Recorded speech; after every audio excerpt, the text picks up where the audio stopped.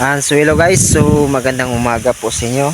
So welcome po sa ating channel, Kolski Mix Vlog. Yun man sa aking Facebook page, Kolski Vlog. So ang video natin ngayon guys ay nandito po tayo ngayon sa aming Kamatis area. So ipapakita ko po sa inyo guys yung update ng aming kamatis kasi minsan lang po ako nakapagawa ng video. Kaya ngayon gumawa ako dahil malapit na po kaming makaharvest ng aming tomato. So tingnan niyo guys, no, nasa aking likuran. So yan, may mga bunga na natin yan nakikita pero hindi pa po yan na hinog.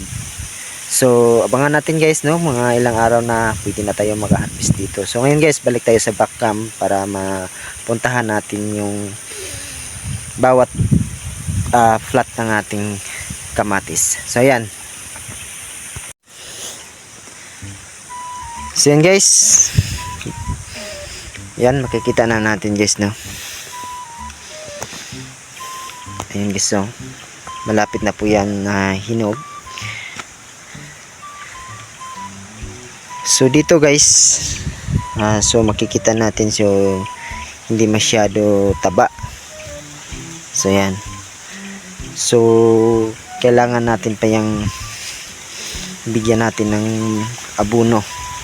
Siguro pagkatapos ng pagguna guys o pag-slashing natin ng mga sagbot, so yan, natin na yung aabunuhan na natin yan.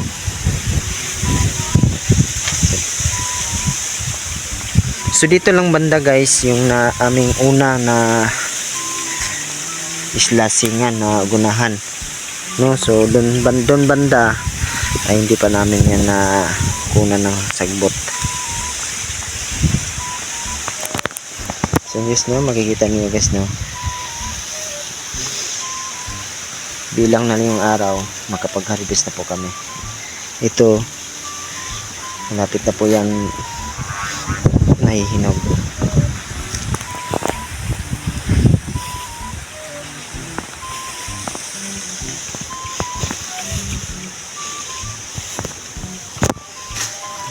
So yan, ito po siguro next week ma-harvest na natin yan.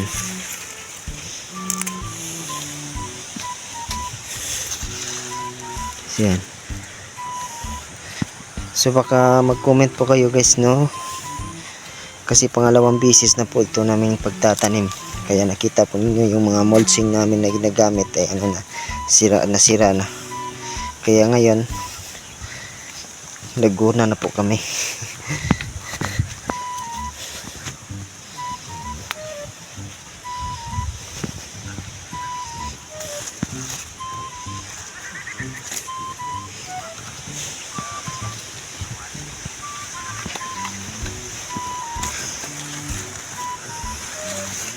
Ay, finally done.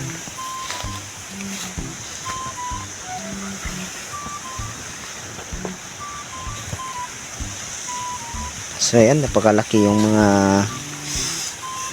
unang bunga nila. So ito makikita niyo guys, kunti na lang yan, malapit na yan ma-harvest. So may iba na natin makikita. So ayan, oh, pwede na natin ma-harvest. So konti pa lang yung nahihinog.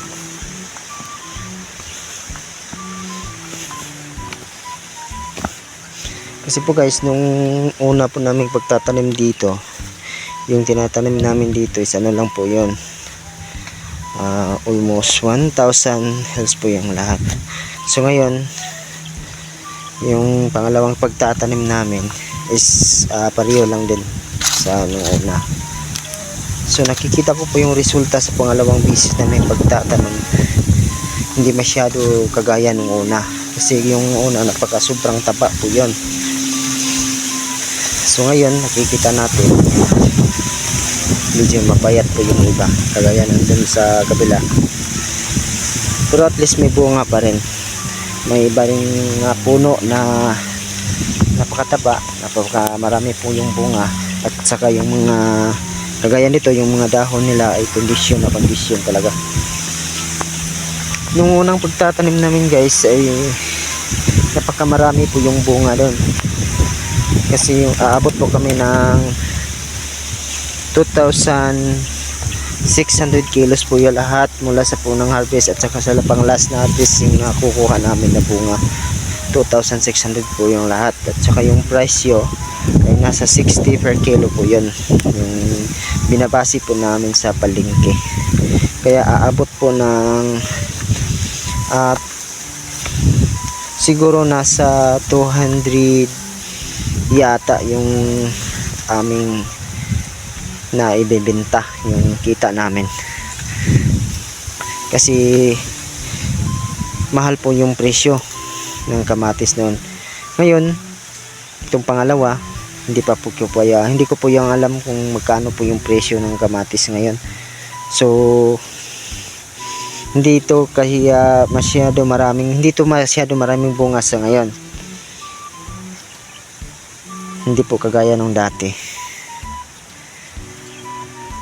So try lang natin to, baka yung presyo ngayon ay mahal pa rin. Maibenta na rin natin to, magkakaroon din na yun ng malaking kita. Kasi yung nung una yung per crates po is 1,600 per crates, is yung isang crates ay nasa 200 kilos at 120 kilos po yung isang crates. Yung small is 1,600 yung crates, yung medium 1 to 1,200 at saka yung small is 1,800 per crates.